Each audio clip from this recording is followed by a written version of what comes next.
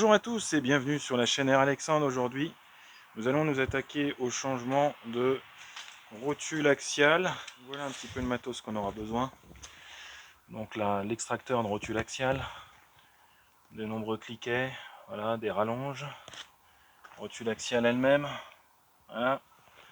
On a les caches poussières pour la rotule axiale. Et là, nous avons la rotule de direction, les deux rotules droite et gauche. Voilà, qu'est-ce qu'on a besoin? D'un marteau, des grippants de nettoyant frein, des douilles, et après il y a une clé dynamométrique ici pour finir. Donc voilà en gros ce qu'il faut. Là toujours pareil, clé de douille de 19 pour enlever la roue. On met en sécurité le véhicule avec une chandelle, puis on va attaquer tout de suite. C'est du classique, attends toujours. Voilà. Et voilà, c'est bon.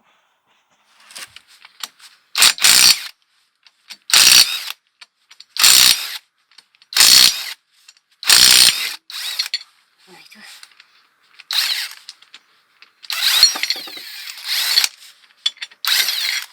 Voilà, c'est fait. On va mettre là-haut dans la sécurité du véhicule. Hop là. Sur le camion. Voilà. Yo, c'est bon, c'est fait. Donc voilà, dans les précédentes vidéos, là j'avais déjà préparé l'endroit, l'emplacement. Donc ici, avec du vernis à ongles féminin. Voilà, mais ça peut marcher avec autre chose, du Tipex, un stylo blanc, voilà, pour marquer. Mais là, malheureusement, on sera obligé de tout enlever, donc ça ne servira pas à grand chose. Plus important ici l'extraction. Voilà. Donc là, on va s'occuper de l'extraction.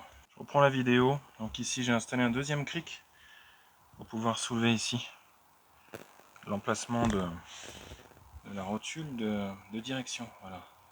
Si on ne le soulève pas, on aura beaucoup de difficultés à extraire ce boulon. Voilà. Très important de mettre un deuxième cric. Premier cric, deuxième cric. Voilà.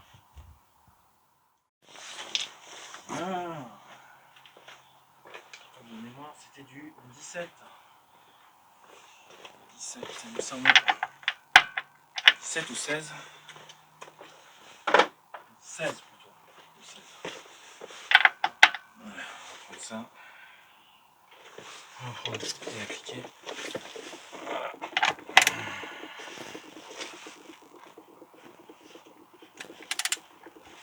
Voilà. Voilà. C'est bon.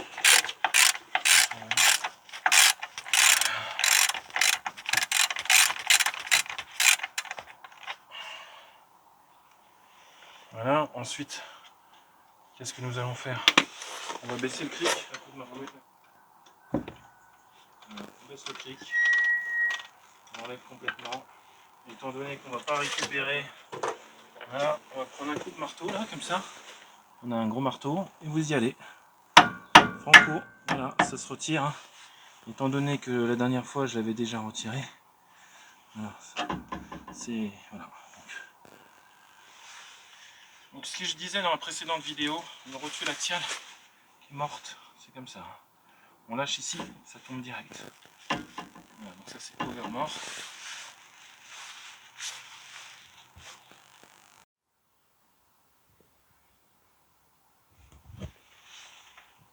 Voilà, donc là on voit vraiment que c'est mort aussi ici là. La rotule, en fait tout est mort, c'est-à-dire que la rotule de direction est morte, normalement ça ne doit pas bouger aussi facilement quoi.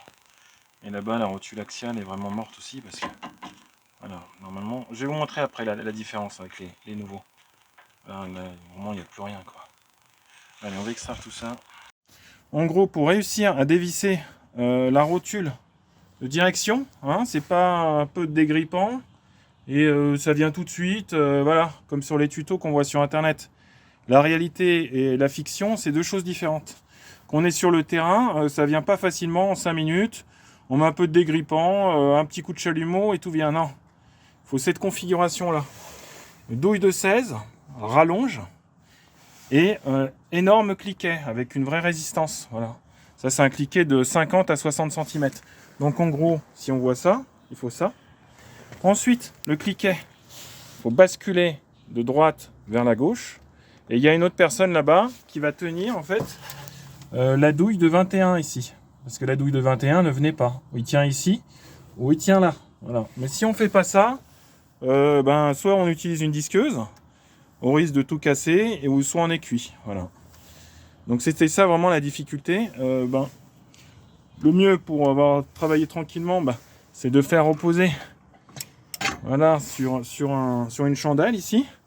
Comme ça, ici, on peut mettre la clé facilement. Donc ça, c'est une clé de 14 ou de 13. Bon, moi, j'avais pas 14-13, donc j'ai utilisé ça. Voilà. Ou on peut utiliser également ce type de clé, voilà, pour vraiment pincer, quoi. Et là, on arrive enfin. Mais là, c'était laborieux, hein.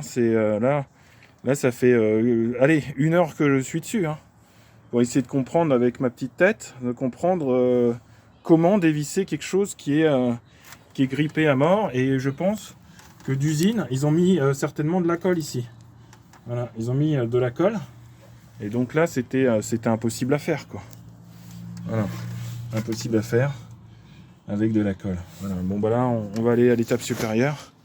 On va pouvoir, encore une fois de plus, enlever ici le Circlips. Voilà, là. Et on va aller plus loin. Et puis on va essayer, avec ce super outil d'extraction, de voir si ça vient vraiment, si c'est compliqué, si c'est comme dans du beurre. Voilà. Voilà, pour vous montrer vraiment la différence entre la nouvelle et l'ancienne, c'est que l'ancienne, ici présente, voilà, ici, regardez, on peut la bouger très facilement avec un doigt. Voilà.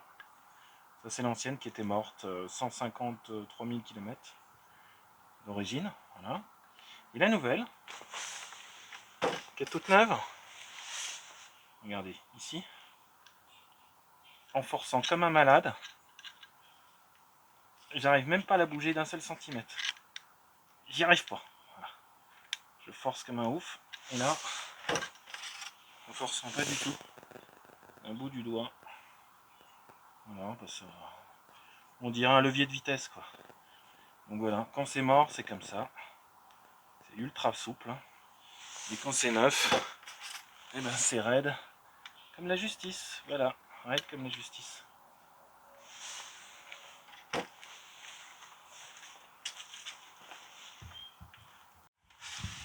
Ensuite, ce qu'il faut faire, vous prenez en fait une pince pélican là, et vous enlevez là, hop, vous enlevez le Circlips.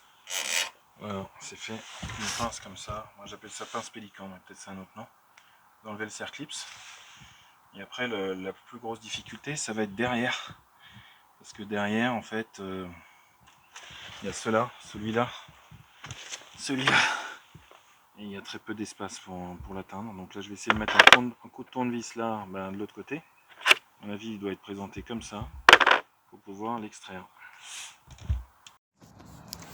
Donc voilà, là je vous ai mis exprès 2 lampes pour que vous voyez bien l'emplacement du tournevis. Et là-bas, au fond, en fait, il y a le fameux Circlips. Voilà, il y a le fameux Circlips. Si on fait une petite photo, on pourra le voir plus tard. Voilà, l'emplacement du Circlips, il est là, où il y a le tournevis qui rentre. Voilà. Donc il faut faire un petit levier sur la gauche, et comme ça, on pourra extraire le Circlips. Voilà, sinon, c'est pas possible autrement. Voilà un peu la config. Donc le tournevis sur la gauche, et on va faire levier. Voilà, on va faire levier sur la gauche et on va extraire le fameux, ce fameux Circlips. Ensuite, j'ai pris l'initiative de couper avec un cutter le soufflet là, parce que ça sert pas à grand chose, voilà. Donc là maintenant, il va venir normalement tout seul. On voit qu'il pisse en fait. Voilà, merde. J'ai niqué quelque chose, je ne sais pas. En tout cas, ça pisse. Voilà, donc ça y est. Vous l'avez vu en direct. Que c'est super truc. Voilà, il y a la crémaillère juste derrière. Hein. Vous voyez, voilà. On est foutu partout là. Je vais nettoyer quand même. Donc là.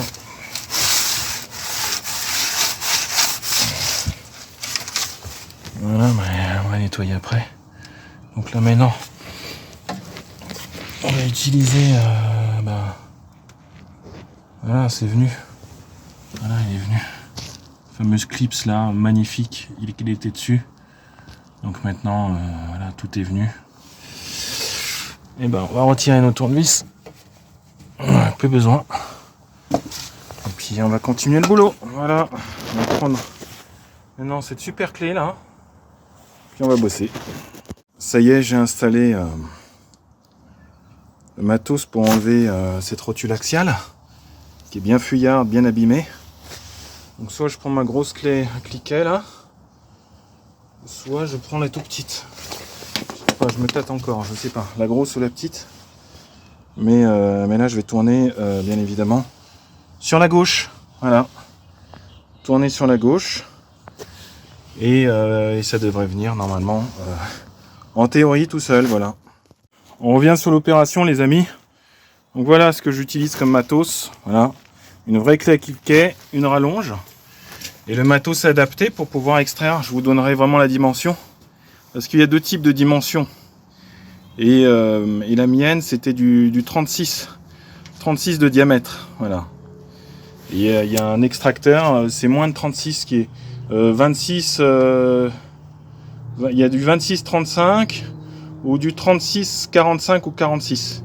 Moi j'ai pris la taille au-dessus. Comme la rotule axiale fait du 36 et pas du 35, ben il faut le modèle au-dessus qui fait du 35 à 46. Voilà, pour être tranquille. Donc là maintenant c'est fait, fin du game. Donc là, ça y est, elle est venue. Je vais l'extraire et puis je vais vous montrer tout ça. Et là j'ai encore mis une rallonge supplémentaire ici pour être vraiment tranquille. Faut pas galérer, mais là c'est bon, c'est venu.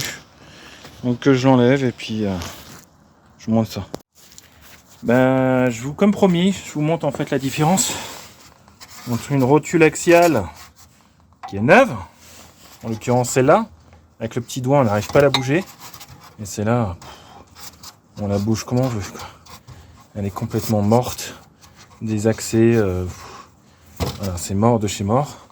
Donc moi je pense que ce qu'on voit ici, à mon avis, c'est voilà. Donc là on voit que ça pisse. Je pense que c'est le liquide de direction assistée, je pense. Voilà, parce que ça peut pas être le liquide de la boîte. C'est dans la crémaillère. Et donc voilà, ça pisse. J'en ai pris plein les doigts. Et là, on va essayer de remonter tout ça. Voilà. Et après, on va récupérer tout. Voilà, je regarderai le niveau là, du liquide de direction assistée. Mais je pense que ça venait de là, à mon avis. À moins qu'il y ait un souci avec la crémaillère, mais j'espère pas. En tout cas, c'est fuyard, quoi. Donc, il y en avait plein le soufflet. Alors, l'outil, pour revenir à nos moutons, je vous avais dit que je vous donnerais la dimension. Donc, c'est un outil qui va de 35 à 45. Voilà. C'est un outil d'extraction de 35 à 45. Et au pied à coulisse, en fait, la tête, elle faisait 36. Voilà, 36 de diamètre. Donc l'ancienne, pourrie. Voilà. Donc en gros, la différence, c'était vraiment mort. Là, c'est raide. Et en fait, des deux côtés, quoi. Voilà. Donc voilà la nouvelle formule. Et voilà l'ancienne. Donc si on les met côte à côte dans le sens de la marche, en gros, c'est comme ça. Voilà. En gros, c'est comme ça. Voilà. L'ancienne mouture, la nouvelle mouture. Voilà. L'ancienne mouture, on s'aperçoit que là, qu'un petit doigt, hein, c'est très souple. Ici, c'était mort aussi. Voilà. Très souple. Ici, nouvelle mouture. Même avec des doigts costauds, on n'y arrive pas. Et là, bonne chance. Bonne chance de chez Bonne Sens. Voilà. Ça vient tout seul. Alors il y a quand même une différence de caoutchouc. Là, il est un peu plus fin, là il est un peu plus large. Je pense pas que ça va jouer à grand chose. Et voilà, fin du game pour ça. Bon là je vais faire le remontage. Mais voilà, je vous ai vraiment montré la différence. Et bien sûr, ma grande surprise, quand on va chez le contrôle technique, on nous dit pas que c'est mort tout ça. Hein, parce qu'au contrôle technique, ils ont l'interdiction de démonter les pièces. Donc si on ne démonte pas les pièces, eh ben oui, impeccable, votre camion monsieur, impeccable, nickel, hein, ça passe. Donc ben voilà, hein, ça passe, et après, un résultat des courses, à chaque ralentisseur, ça fait clac-clac, et voilà, ça devrait maintenir. Donc après, on fera l'essai, une fois que j'aurai fait le remontage de cette pièce, bah, de lâcher la pièce pour voir si elle est vraiment raide, le avant-après, quoi. Mais là, il n'y a pas photo, quoi. Voilà, ce que j'ai vu sur internet, notamment dans le fiche constructeur, il faut serrer en fait la rotule axiale à 50 Nm. Voilà. 5 DNA ou 50 Nm. J'ai fait la conversion, c'est 50 Nm. Comme ça vous êtes sûr d'avoir bien serré et pas trop serré. Donc là il faut une clé dynamométrique, voilà, de votre choix. Et la plus précise possible, voilà. Pour revenir à la vidéo, je vais pas utiliser les serre clips d'origine parce que je trouve que c'est pas terrible la qualité. Donc je vais mettre ça comme ça là, serre clips noir. Donc au final, ça va être comme ça, mais je vais le mettre ici. Voilà. Comme ça, ça bougera pas. Parce que l'autre, ça a l'air trop compliqué. Voilà, ça a l'air trop compliqué et je le sens pas en fait. Voilà, je le sens pas du tout. Donc je vais mettre ça, serre clips comme ça noir. Et je vais le mettre directement. Voilà, comme on peut voir sur la vidéo, j'ai réussi à mettre le serre clips noir, qui n'est pas un serre clips d'origine. Parce que les serre clips métalliques d'origine, j'aurais pas trop confiance. Donc voilà, j'ai mis tout ça à la main, sans être obligé de soulever le véhicule. J'ai fait ça correctement. De retour dans la vidéo, donc là ça y est, je revisse en fait par rapport. De toute façon, je serai obligé de faire un parallélisme. Donc j'avais pris ça ici pour la mesure, voilà, pour remettre exactement la même mesure que j'avais avant, à peu près. De toute façon, je ferai un parallélisme pour vous montrer la différence avec avant, où quand je lâchais, ben ça partait en sucette, hein, vous vous rappelez. Donc là, voilà.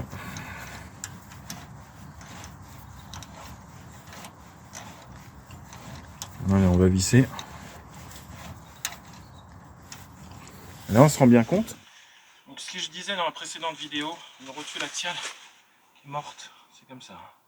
On lâche ici, ça tombe direct. Voilà, donc ça, c'est cover mort. Ça descend doucement. Voilà, ça reste.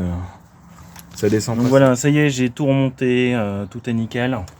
Maintenant, je vais juste regarder le couple de serrage, combien il faut serrer là sur les données techniques du constructeur pour que ça soit nickel de chez nickel. Et donc moi, je m'étais fait un petit repère avec ça, ceci, pour essayer de trouver, voilà, le meilleur ajustement. Voilà, et j'avais coupé un tout petit peu trop court, donc on peut voir concrètement que c'est pratiquement la même chose, voilà, avec un morceau de plastique. Voilà. Mais en tout cas, je ferai une géométrie chez un professionnel. Allez.